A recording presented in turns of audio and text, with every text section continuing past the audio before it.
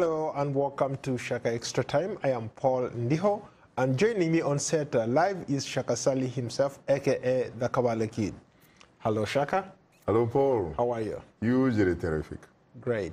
Today we are going to be talking about the World Cup and how fun it's been so far. Very, very interesting. A warm welcome to you, all our Facebook followers are watching us from all over the world. Shaka Extra Time is a place where you get to talk to Shaka, ask some really interesting questions. Shaka, let's get to it. Let's start with the World Cup.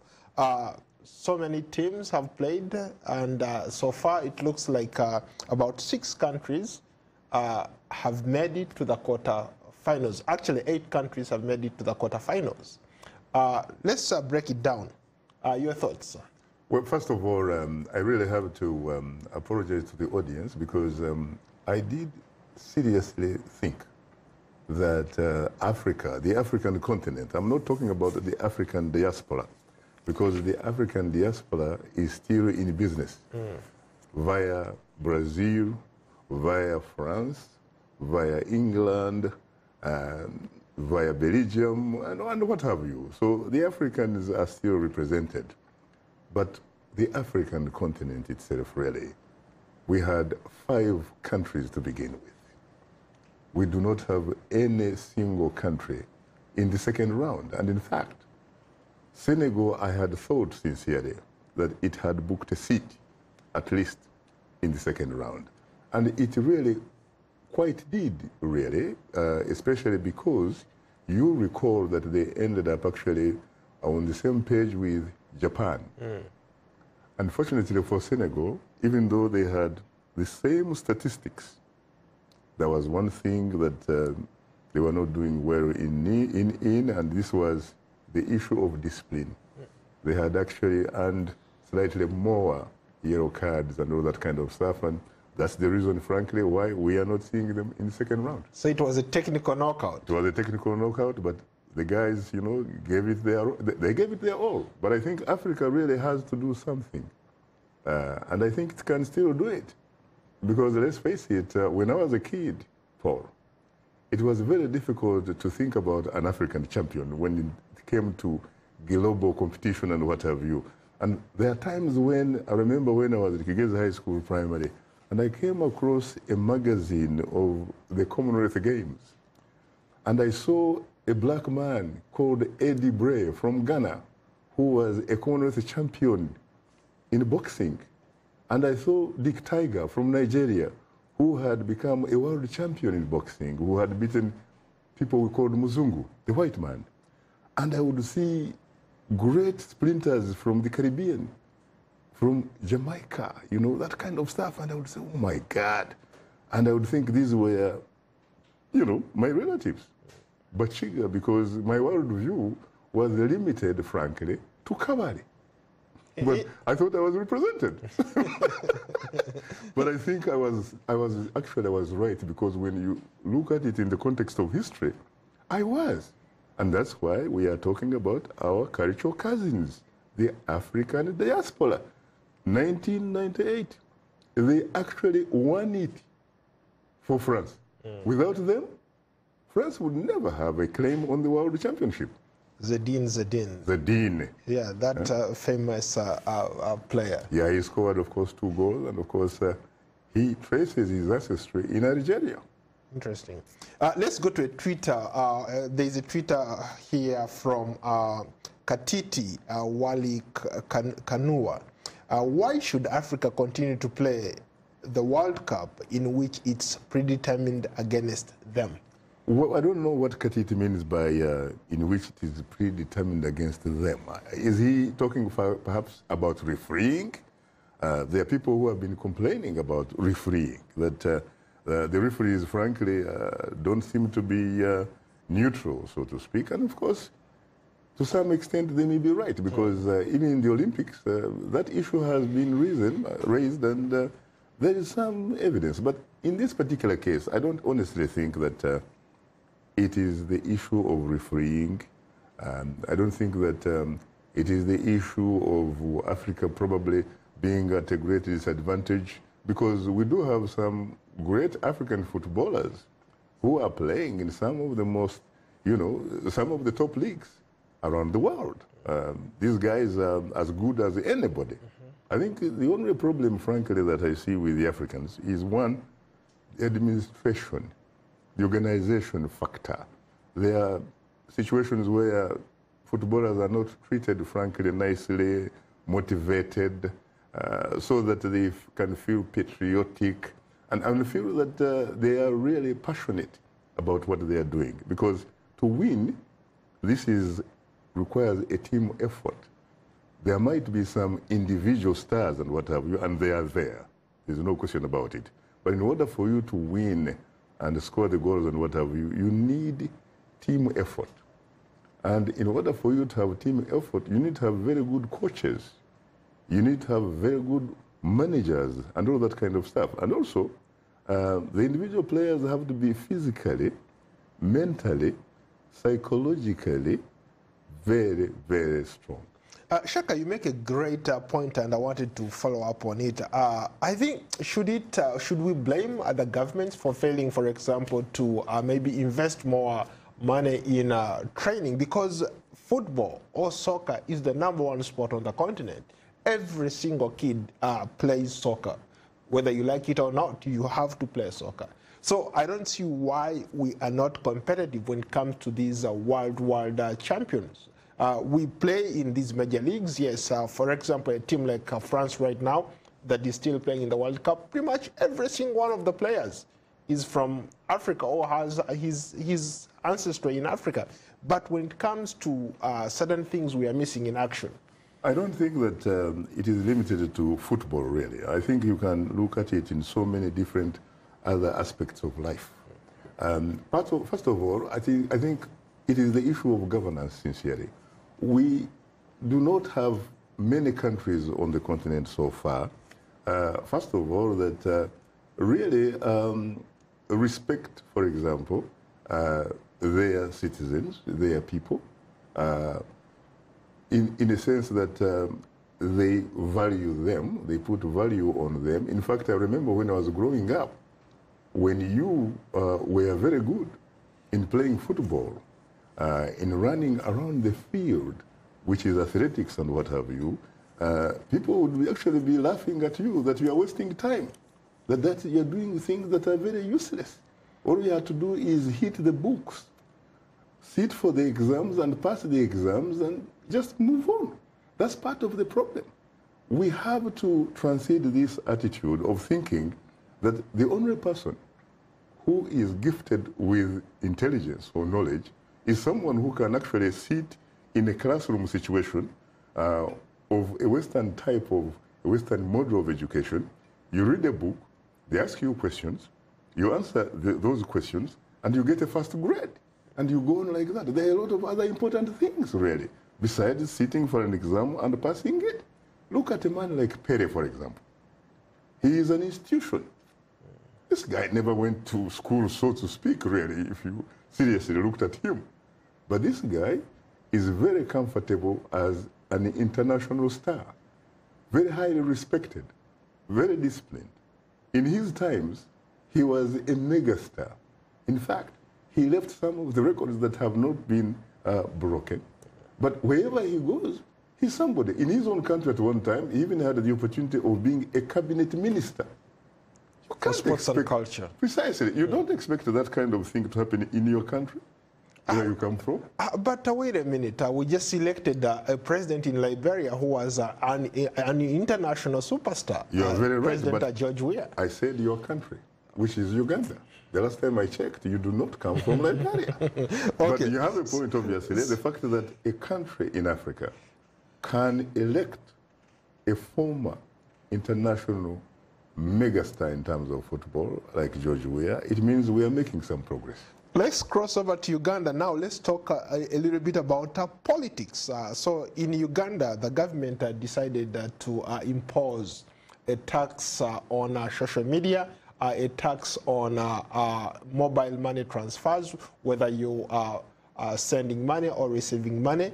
And there is a lot of outrage. People are outraged. Every single person I've talked to in the last couple of days, since July 1st, they are outraged Maybe let's start with a question from Agaba Festus in Uganda. What do you make of these social media attacks, Shaka?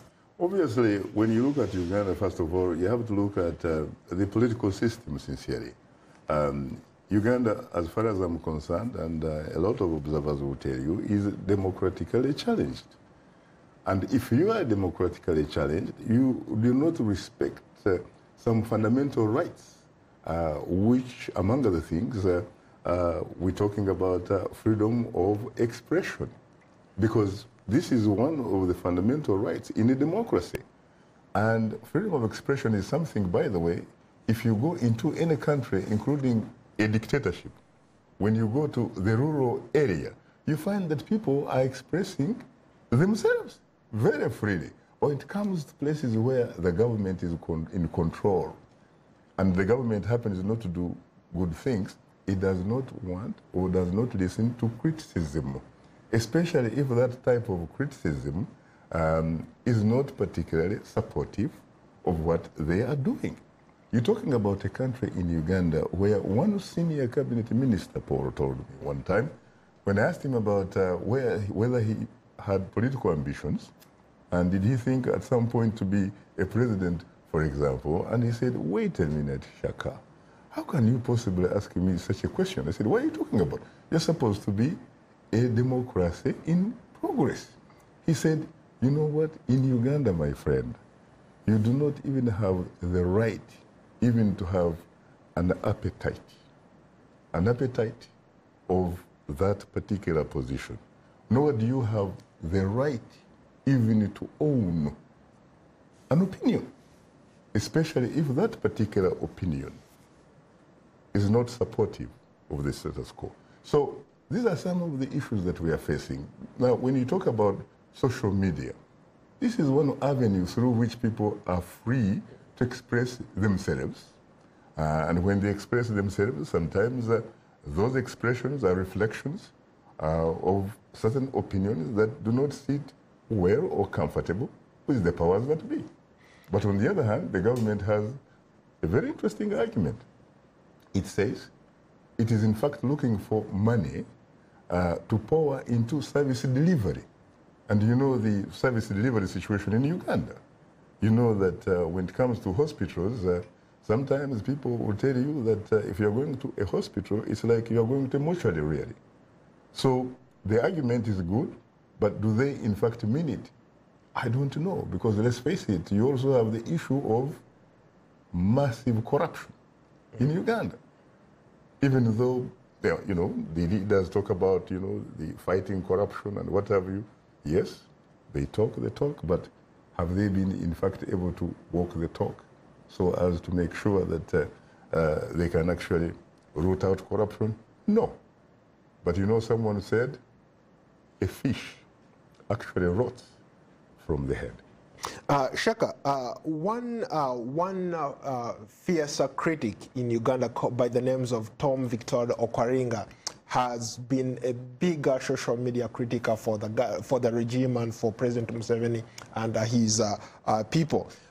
He says the tax barrier, this tax imposed on social media is a way to curtail or to prevent people from expressing themselves. That initially the target was to target him as an individual, but this has been extended to affect all the other people. Would you agree with his kind of take on this social media tax? And why wouldn't I agree? After all, what you just said, almost in fact, what you just said that he says almost suddenly reflects what I was talking about. It is the issue of making sure that Ugandans do not have the right to express themselves. It is an effort, obviously, of making sure that they don't give an opportunity for people to be critical of some of their policies and all that kind of stuff. It means the government obviously is very nervous. It probably is not doing well on the ground, especially when you look at the security issue. You have many women, for example, have been kidnapped, are being killed in the, in the areas surrounding the city, in Entebbe and what have you. And nobody has actually been arrested and taken to courts, and nobody has actually been convicted of this kind of, these types of crimes. And these have included even some very, very important players. You're talking about a former, I think, deputy chief prosecutor who was gunned during the daylight sometime last year, I think, or something like that, and nobody knows who killed that person. You're talking about a situation where the number 3 in the pecking order of the Uganda police force, a man who was an assistant inspector general of police, Mr. Kawesa, he was killed during 9 a.m. East African Standard Time. And up to now, we don't even know who killed that person. I mean, if number 3 person really in the Uganda police can be killed at such a time during daylight, then what about very ordinary Ugandans? People are probably killed every day, but nobody even talks about them because they're not important. Let's go to another Facebook commenter from Rashid Henry. Formerly, my question is on taxes. They have put on social media $200 a day, rather 200 shillings a day is a lot of money for a lot of people who are unemployed. Uganda has one of the highest unemployed youth. And the tax regimes, yes, by the way. Yes. Yeah. So you have this tax that is imposed on every day. Every time you pick up a phone, every day you're charged 200 shillings. That's a lot of money for a lot of people who don't even have jobs. I know what you're talking about, and I think that, to be very honest with you, in fairness to the government, if it was in fact imposing those type of taxes on people, so that those taxes eventually would perhaps translate into service delivery, like healthcare, like quality education, those types of services, like roads and you name it, and those types of things, nobody would probably be complaining a lot, because the last time I checked, to be honest with you, some of the most highly taxed people live in the Scandinavian countries. We're talking about Denmark, we're talking about Sweden, we're talking about Norway, we're talking about, Finland and what have you. But you know what? Nobody probably complains, to tell you the truth, because those taxes reflect into the real deal. These are some of the most developed countries in the world, at least according to the UN Human Development Index. These are always constantly in the top 5 in terms of quality of life and what have you. They have excellent medical care for everybody, by the way. They have great schools for everybody. They have decent housing and what have you. And so they have something that I often allude to. They have, in fact, social, economic justice for all their citizens. But when you talk about Uganda, you have a problem. Some people, in fact, think some of these taxes are imposed because the people who are in power are looking for a way to, again, enrich themselves, because the last time I checked, a lot of people think that the people who run the store in Uganda and in a lot of African countries are not patriotic sincerely to their countries, that they are patriotic to their stomachs, the stomachs of their families and friends, not society. You are watching Shaka Extra Time. Today we are talking about a lot of things. Right now, maybe let's talk about South Sudan.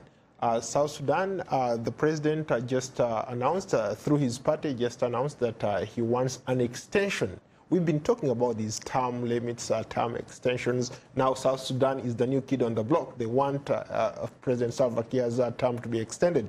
But they recently had, last week, as a matter of fact, they had peace talks in Sudan, talking about how to bring peace in South Sudan. Now, how does this play out? Well, first of all, I don't think that this helps to build the type of confidence, frankly, that is needed between the government and the opposition, so that they can actually end up really cutting a peace deal.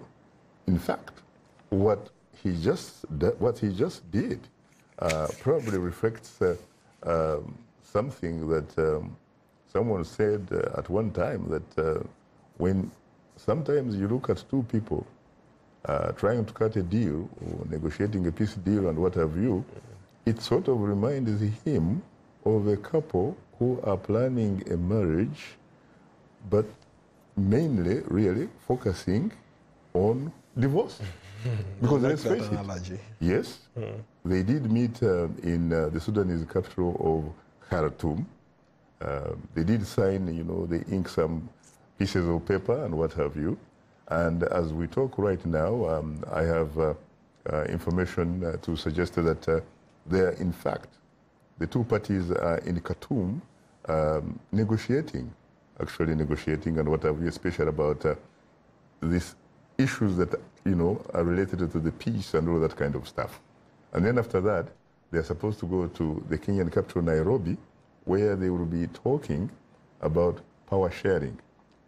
For the most part, there are people who think that when you talk about peace in a country like South Sudan, and a lot of African countries, you're really not talking about peace in the sense that people reach a point where they decide that they can begin to respect the lives of their human beings, citizens, and all kind of stuff.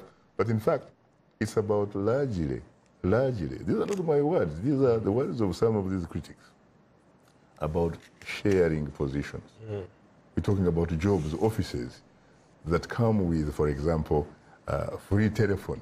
You don't have to worry about whether or not you have time because somebody else is paying. In fact, it's the very ordinary taxpayer who is paying for that. You have an SUV that comes with, it's part of the package. These guys, they don't even care about providing drugs and what have you in hospitals, or even paying their doctors or nurses well so they can treat their people, because when they are sick, they can actually afford to go to Germany, they can afford to come to the United States, they can afford to go to the United Kingdom, they can afford to go to South Africa. And who pays for that kind of service, by the way? The ordinary millions of people in these countries. It's unconscionable, Paul. It's unconscionable. Look, when you think about a country like Sudan, sincerely, it has no business really getting or engaged in fighting. They have more than... Sudan or South Sudan? South Sudan. There is more than can go around. I have had the opportunity of overflying that country. It is so fertile to the extent that it would be the breadbasket not only of the region, but beyond. They have oil, the black gold. In fact, I have been looking at pictures how the oil has contaminated and polluted a lot of that area so that you can't even engage in agriculture. They even have very few people. They should be, in fact, in the business of where they should be importing people so that they can come and help them to develop their territory. But guess what? They are even killing the few that they have and scaring some of these people to the extent that almost a third either are living in surrounding countries, about 2 million people. We're talking about Uganda, we're talking about Sudan, Ethiopia, Central African Republic, DRC, and guess what? You also have about 2 million people who are refugees in their own country. They call them, internally displaced persons. Interesting. Let's go to another Facebook comment. Maybe we can tie it into what you're talking about tomorrow. Let's go to Matayo. What's the relevance of both the African Union and the East African Parliament? Obviously, we had a summit, AU summit, taking place in Mauritania over the weekend. Maybe bring us up to speed. What did these leaders talk about, and what are you talking about tomorrow? Maybe the gentleman is not really talking about the African Union because he also comes up with the East African Parliament, because he's probably talking about the African Parliament and the East African Parliament. Of course, these are institutions that belong to these regional organizations, which are very important. I remember when the African Union was still the Organization of African Unity, I remember asking the then Secretary General, and that was Dr. Salim Ahmed Salim from Tanzania. I was asking him about what is the importance of the Organization of African Unity, really, because a lot of people say that this is simply a talking shop, and that, you know, it is in fact not only a talking shop, but perhaps a talking shop essentially for people who are dictators, who are not people who have been genuinely elected by their own people and all that kind of stuff. They go and just wine and dine. And he said, you know what? The OAU is more than what you think, Shaka. The OAU has helped to decolonize, for example, a lot of African countries from European colonialism and all kind of stuff, which is true. And at the end of the day, the African Union eventually helped to end apartheid in South Africa. And to that extent, these organizations, you know, play a very important role. But I think they pretty much talk the talk. The question is, can they in fact walk that talk so that Africans really can walk the walk? That is the $1 billion question. But otherwise, he also said that, you know what, if in fact the OAU was not there, Africa would probably have had to invent it. Because at the time he said, look at the European Union. It was not made up of many countries, and yet each of them, in fact, if you looked at it, including small Belgium, by the way, at that time, which was about 10 million people, and yet it used to pretty much sit on the shoulders of the Democratic Republic of Congo. Belgium itself was economically very, very rich, much richer than the entire continent of Africa. And yet, guess where it was getting that wealth from? From Africa. Interesting. Very briefly, talk about what you're talking about tomorrow on Straight Talk Africa. Tomorrow we are looking actually at the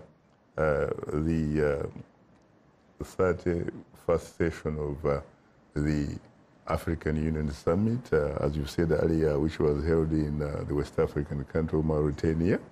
And one of the key themes, really, during their summit was combating corruption. So we're going to look at that and some other things that they talked about.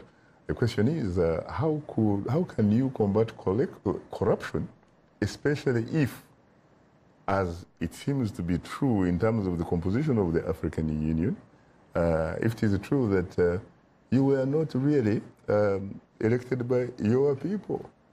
Most of these people, they are where they are because they did a bit of creative accounting. And therefore, they became presidents because the results that made them presidents are not necessarily reflections of the will of their people. So if you can steal an election, how can you have the moral authority, for example, to fight against corruption? And corruption is all of the above. Do you think this is a visible thing? It's just a rhetoric just to maybe to carry the day? You think they can really actually fight corruption, graft in their government institutions? Well, first of all, I do not have the competence nor the ability to look into their minds or their hearts to be able to answer that type of question. But you know what? You can only judge people on results, not necessarily on talking the talk. Yes, you can talk the talk. The question is, can you in fact walk that talk and provide some kind of tangible evidence that in fact you have done exactly what you started out doing? And I think there is some evidence, especially when you go to Nigeria and you look at President Buhari. Shaka, unfortunately, we have to go. Thank you so much. It's been nice hosting you today. I look forward to hosting another edition of Shaka Extra Time. Until then.